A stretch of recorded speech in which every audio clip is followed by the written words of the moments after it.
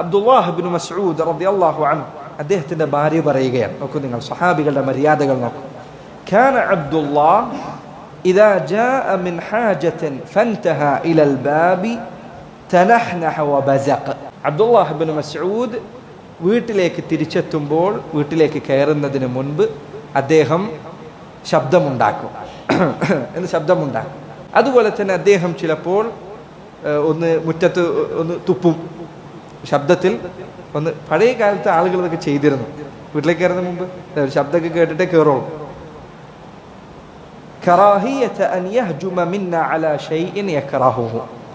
ഇബ്നു മസ്ഊദിന് ഇഷ്ടമില്ലാത്ത എന്തെങ്കിലും കാര്യം ഞങ്ങൾ ചെയ്യുകയാണ് എങ്കിൽ അത് കാണാതിരിക്കുന്നതിന് വേണ്ടിയായിരുന്നു അദ്ദേഹം ശബ്ദമുണ്ടാക്കിയിരുന്നത്. നമ്മളിൽ പലരുടെയും ഹൃദയം നേരെ തിരിച്ചാണ്.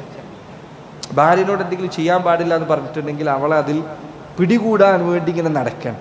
ഒരു ചാൻസ് കിട്ടിയാൽ അവളത് ചെയ്യുന്നതെന്ന് കണ്ടെത്തണം, എന്നിട്ട് രണ്ട് ചീത്ത പറയണം. അങ്ങനെ ഉദ്ദേശത്തിൽ നടക്കുന്ന ആളുകളെ കാണും. സഹോദരങ്ങളെ, ആ മാനസികാവസ്ഥ നിങ്ങളുടെ ദാമ്പത്യ ബന്ധത്തെ പ്രയാസത്തിലാക്കും. കുടുംബ ബന്ധം കുറേശ്ശെ നീങ്ങി പോകുന്നതിനനുസരിച്ച് ബുദ്ധിമുട്ടാവും. നിങ്ങളുടെ ഭാര്യയിൽ നിന്ന് അനിഷ്ടകരമായത് കാണാൻ ആഗ്രഹിക്കാതിരിക്കാൻ, എങ്കിൽ ആ സ്നേഹം കൂടുതൽ നീണ്ടു നിൽക്കും. അനിഷ്ടകരമായത് കാണുന്നതിനനുസരിച്ച് നമുക്ക് എന്ത് ചെയ്യും? സ്നേഹത്തിൽ കുറവുണ്ടായിക്കൊണ്ടിരിക്കും. നമുക്ക് കാണാൻ ആഗ്രഹിക്കാതിരിക്കുക. ഏതു മനുഷ്യനാണ് കുറവില്ലാത്തത്?